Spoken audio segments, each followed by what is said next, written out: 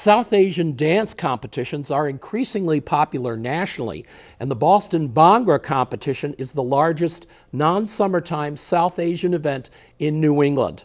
Teams from all over North America will try to outdazzle the judges on November 16th at the Orpheum Theater. Here with us again is Boston Bhangra's Rohit Bhambi with details on how this 10th annual event is headed towards being a sellout once again. Good to see you. Thanks for coming. No problem, Chris. Thank you. All right.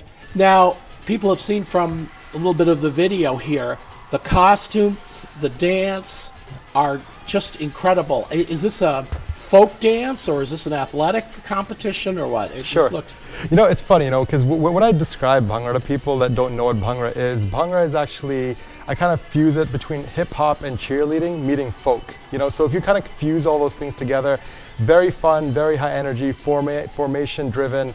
It's high energy and a lot of fun. But it is a folk dance. Bhangra itself is actually the folk dance from the state of Punjab in India, and it's basically celebrating the harvest. Okay. It looks very athletic. The costumes look like they cost a lot of money. There's fancy light effects for each one of those things. Now, you were with the Boston Bhangra. You also compete in this personally. How much work do you guys have to do, and how much, Sure. So, currently we don't actually compete anymore. What we currently do now is we do performances all over New England. With us hosting the event, obviously if we competed, there'd be a little bit of a conflict of interest. I see what you mean. So, we do have teams come here from all over North America, and they all compete. We used to compete a while ago, so we competed for about, I'd say, 7-8 years, and we were we did pretty well. 50% of the time we were ranking, so that's a pretty good rate.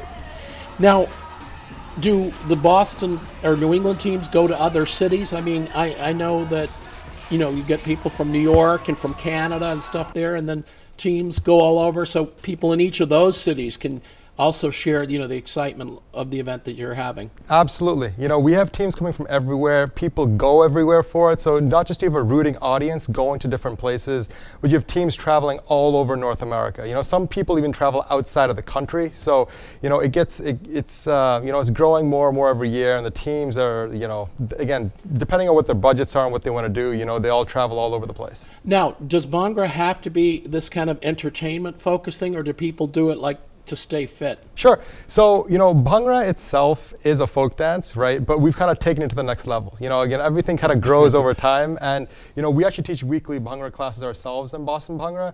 But, teams, again, like I said, they perform all over the place. Again, it is very high energy. So, people have actually come to my classes where, like, Zumba instructors come to my classes to learn Bhangra to incorporate into their sets. Oh, okay. So people think they're going to Zumba, but there might be some Bhangra moves in there that they didn't know. Absolutely. Because it looks really good cardio, to put it mildly. Yes. Now, as far as the audience goes, do you think it's mainly Asians that go to this, or do you think people that just like incredible production numbers and just wild pandemonium? Sure. Because that's what it looks like. So, we actually get a very large audience here that comprises both South Asian and non-South Asian. Every year we're actually growing our demographic in non-South Asians. And that's really where we want to go, because we want to make Bhangra mainstream. We want Bhangra to grow. Again, South Asians, they know it, they take it for granted. However, the general community, we really want it to grow. And again, that's our mission with Boston Bhangra, really be able to promote cultural awareness. So I'd say about 30% of the audience is non-South Asian right now. Okay. People, I think, know a little bit about what Bollywood dancing is. Yep. I mean, if they haven't seen anywhere else, Dancing with the Stars. Are you guys trying to promote Bhangra as in gyms and stuff like that, instead of a Zumba class?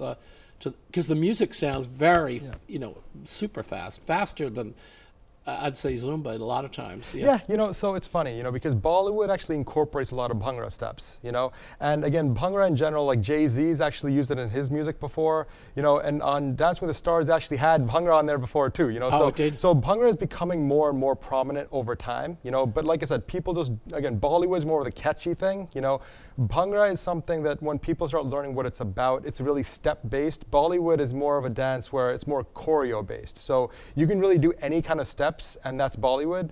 Bhangra actually has actual steps in it, which you would see a lot of teams reiterate, but they all have creative ways of kind of showing it. It seems from the videos that I've seen that Bollywood, I know there are both men and women in it, but you tend to focus on the women in the dances, where these Bhangra things look like it could be like this army, and you know, do you know what I mean? Is it a little bit intimidating? It looks like, I think. Sure. You know, I mean, it looks like they're having fun, but it also looks like, well, you know, Genghis Khan or something. Genghis Khan. I don't know. You know, it's probably funny. totally inappropriate. No.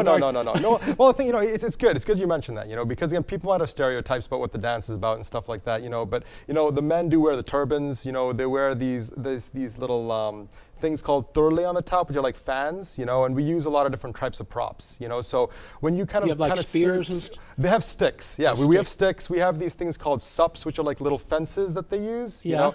So you know, there's a lot of different things that teams use traditionally. These are all traditional things, you know.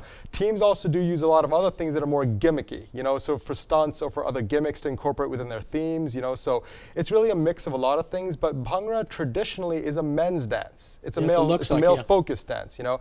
But like I said, our goal here is to promote cultural awareness. We really want to take it to the next level. Bhangra has not been an all-male dance for many decades now. You know, so again, our mission is to promote it to everybody. You know, South Asian, non-South Asian, men, women. We don't care what you are. If you like dance, we want you to know about it. All right, and just so it's going to be November 16th. It says 6 p.m. sharp. It sounds like it's a long evening. Yeah, you know, it goes from about 6 to 9:30, 10. You know, we do have an intermission in there, you know, but with it being our 10th anniversary, we're going to try to have some surprises for the audience and have a good time with everyone. All right, and where should people go to get tickets? What's the website? Sure. If they go to bostonbhangra.com/BBC. Again, if you forget the BBC part, just go to bostonbhangra.com. And how do you spell Bhangra? BHANGRA. Thank you very much, and congratulations. Always great to have you. Thank you so much.